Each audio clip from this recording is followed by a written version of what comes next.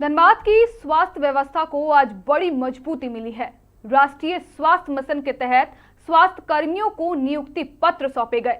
सदर अस्पताल में आयोजित कार्यक्रम में जिले के आला अधिकारियों की मौजूदगी में चयनित अभ्यर्थियों को नियुक्ति पत्र दिए गए। उम्मीद है कि इन नई नियुक्तियों से ग्रामीण और शहरी क्षेत्रों में स्वास्थ्य सेवाएं और बेहतर होगी। नमस्कार, आप देख रहे हैं मिरर मीडिया। मैं हूं आपके साथ चंद्रा सिंह। धनबाद जिले की स्वास्थ्य व्यवस्था को और मजबूत बनाने की दिशा में राष्ट्रीय स्वास्थ्य मिशन के तहत 120 स्वास्थ्य कर्मियों को बुधवार को नियुक्ति पत्र सौंपा गया। सदर अस्पताल में आयोजित कार्यक्रम में उपायुक्त आदित्य रंजन, एसएसपी प्रभात कुमार और सिविल सर्जन डॉक्टर आलोक विश्वकर्मा समेत कई अधिकारी मौजूद रहे। एनएचएम के तहत 18 विभिन्न पदों के लिए भर्ती प्रक्रिया आयोजित की गई थी, जिसमें 956 अभ्यर्थियों ने आवेदन किया था। लिखित परीक्षा और स्किल टेस्ट के बाद चयनित अभ्यर्थियों में ANM, staff nurse, pharmacist, lab technician सहित विभिन्न श्रेणियों के स्वास्थ्य कर्मी शामिल हैं। नवनियुक्त कर्मियों की तैनाती सदर अस्पताल, सामुदायिक स्वास्थ्य केंद्रों, प्राथमिक स्वास्थ्य केंद्रों और आयुष्मान आरोग्य मंदिरों में की जाएगी। अधिकारियों ने सभी चयनित स्वास्थ्य कर्मियों से जिम्मेदारी और समर्पण के साथ कार्य करने तथा आम लोगों को बेहतर स्वास्थ्य सेवाएं उपलब्ध कराने की अपील की है। एनएचएम के तहत हम लोगों ने राज्य सरकार के निर्देश पर हम लोगों ने नियुक्ति करी और उसमें जो 120 कैंडिडेट की नियुक्ति हुई है, 900 लोगों ने फॉर्म भरा था और उसमें से 120 लोग एग्जाम क्लियर किए हैं। उन सबको हम लोग आज शुभकामनाएं भी देने आए थे और इनका ओरिएंटेशन है कि इनको कैसे फील्ड में काम करना है, क्या क्या सरकार की योजनाएं हैं, योजनाओं को आखिरी व्यक्ति तक कैसे पहुंचाना है, इन सब पर चर्चा हुई और अभी ट्रेनिंग इनकी चलेगी और ट्रेनिंग के पश्चात हम लोग सर्टिफिकेट वेरिफिकेशन पैरेलली कर रहे हैं। उसके बाद इनके नियुक्ति पत्र भी हम लोग एक दिन कर रहे हैं। आप बोल रहे थे कि 200-250 के आसपास नया बिल्डिंग होगा, क्या अभी एचएससी जो बन रहा है 15 फिनांस से बन रहा है, पीएम अभीम से बन रहा है, तो सभी पंचायत क्षेत्रों में हम लोगों का है कि 8000 से 10,000 जहाँ आबादी है वहाँ पर स्वास्थ्य उपकेंद्र बन रहा है और सब लगभग टेंडर प्रक्रिया या तो आधे से ज़्यादा का हो रखा है, आधे से ज़्यादा एग्रीमेंट हो गया है और लगभग 150 से 200 के बीच में काम लगा हुआ है। मुझे लगता है कि जनवरी नेक्स्ट ईयर तक हमारे पास कुल 350 के आसपास सरकारी अस्पताल स्ट्रक्चर होगा, एचएससी, पीएचसी, सीएचसी सदर मिला के, और उसी अनुसार हम लोग सीएचओ का भी डिमांड किए हैं। विभाग में सीएचओ आ जाएगा और उसी अनुसार अभी हम लोग आज कर्मियों को भी हायरिंग कर रहे हैं। नेक्स्ट फेज में एक और राउंड एनएचएम की नियुक्ति होनी, वो भी हो जाएगा। कुछ आउटसोर्स से कर्मी आएंगे।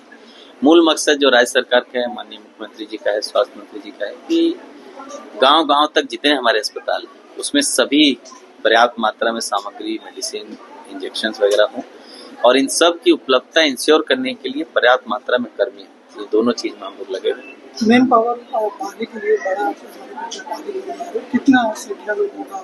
अभी नेक्स्ट राउंड में 100+ और बहाली होना है। 120 आज हो गया, उसमें भी 20 वैकेंसी रह गया, तो उस वैकेंसी को फिर हम लोग भरेंगे। कुल लगभग 250 से 300 के बीच में एनएचएम में बहाली होनी है और अनदर आउटसोर्स से 300 से 400 के बीच में लोग हम लोग। सर, जो मेगा सूची में कुछ अगर जैसे ही हम लोगों का ये कुछ लोग ज्वाइन नहीं भी किए हैं क्योंकि राज्य स्तर की नियुक्ति में कुछ लोगों ने अपना एग्जाम क्लियर कर लिया है, तो वो वाली वैकेंसी हम लोग मेधा सूची से भर देंगे और अब नेक्स्ट एग्जाम होगा, फिर उसकी भी मेधा सूची बनेगी। जितना हमारा सीट है उसको हम लोग मल्टीपल राउंड से मेधा सूची से उठा के भर लेंगे। उसके बाद भी अगर कुछ मेधा सूची में लोग बच जाते हैं तो हम लोगों की मंशा है कि आउटसोर्स से जो हम लोग कर्मी लेते हैं, तो ये चूंकि एग्जाम क्लियर करके आए हैं, जेन्युइन लोग हैं, ये झारखंड में जितने उनके सर्टिफिकेट्स वेरिफिकेशन थे ये सब हो रखा है, तो मुझे लगता है कि आउटसोर्स से भी प्राथमिकता के तौर पर इनको ही हम लोग रखने की कोशिश करेंगे ताकि इनकी जो कि सारा वेरिफिकेशन हो रखा है, तो सही कर्मी भी हम लोगों को आउटसोर्स से मिल पाए। हम लोगों ने कर दिया है। अभी सदर के मेन बिल्डिंग में ग्राउंड फ्लोर में लेफ्ट साइड जो है, जहाँ पहले रजिस्ट्रेशन काउंटर वगैरह था,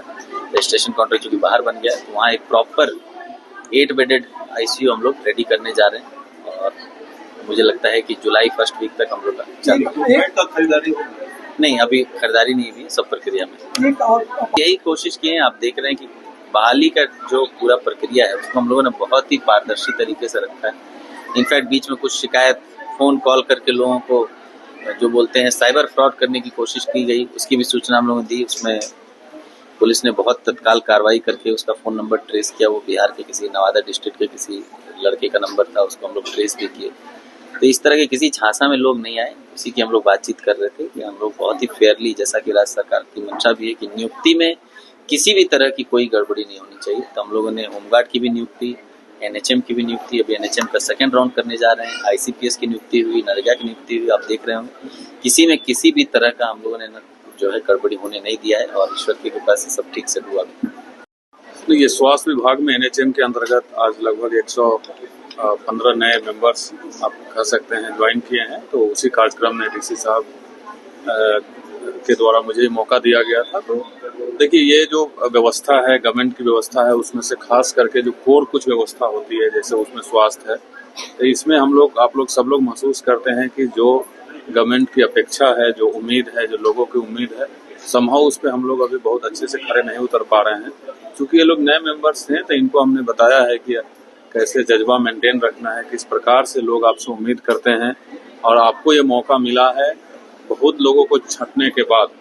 आप जैसा देख रहे हैं कि सिलेक्शन और जितने लोग अप्लाई किए थे लगभग 1:7 का रेशियो, तो यही बनाए रखें। और कहीं कोई दिक्कत हो तो ये पूरी व्यवस्था एक टीम के अंतर्गत काम करती है। पूरी राज्य सरकार की जो व्यवस्था है वो पूरी एक टीम है, उसमें अलग अलग विंग बनाए हुए हैं ऑपरेशनल स्मूथनेस के लिए।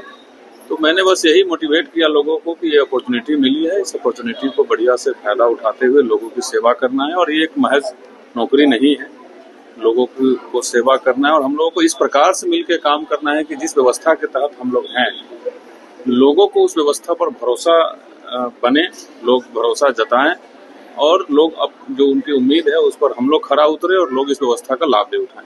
जैसे कि आप जब अपनी सेवाएं दे रहे होंगे अपने विभाग में, उनको बताया जाता है, हम उसको अनजान जंगल में नहीं छोड़ रहे हैं। उनकी क्या दायित्व है, उनका क्या कर्तव्य है, हम जनता के प्रति कितने आपको क्या करना है, ये सारी चीजों की जानकारी उन्हें दी जा रही है। अचानक से अगर हम उसे फील्ड में भेज देंगे तो उसे क्या करना है यही नहीं मालूम होगा, है ना। तो ये सारी चीजों की जानकारी दी जा रही है। हमारे यहाँ सरकार के कितने प्रोग्राम चल रहे हैं, उन सारे प्रोग्राम की जानकारी उनको दी जा रही है कि हमारे यहाँ इतने प्रोग्राम चल रहे हैं। और इसकी ये आपसे ये उम्मीद किया जाता है कि इस प्रोग्राम में आप इस तरह से कार्य करें ताकि जनता को इसका लाभ मिल सके। चयन हुआ सर, देखिए 915 या 960 के आसपास अप्लाई किया था, है ना।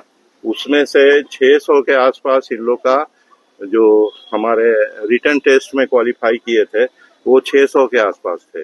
और वो 600 में से 121 जो है वो चयनित होकर के आए हैं, समझे।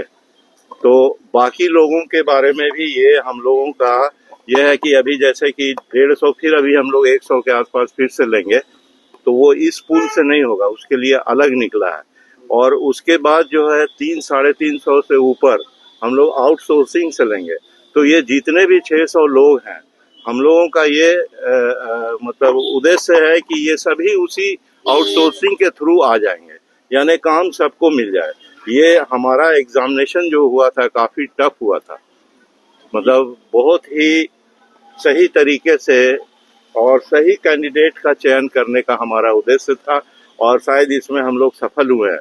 इन 120 नियुक्ति के साथ धनबाद की स्वास्थ्य सेवाओं को नई मजबूती मिलने की उम्मीद है। इससे ग्रामीण और शहरी दोनों क्षेत्रों में स्वास्थ्य सुविधाओं की पहुंच बढ़ेगी और मरीजों को बेहतर एवं गुणवत्तापूर्ण चिकित्सा सेवाएं मिल सकेगी।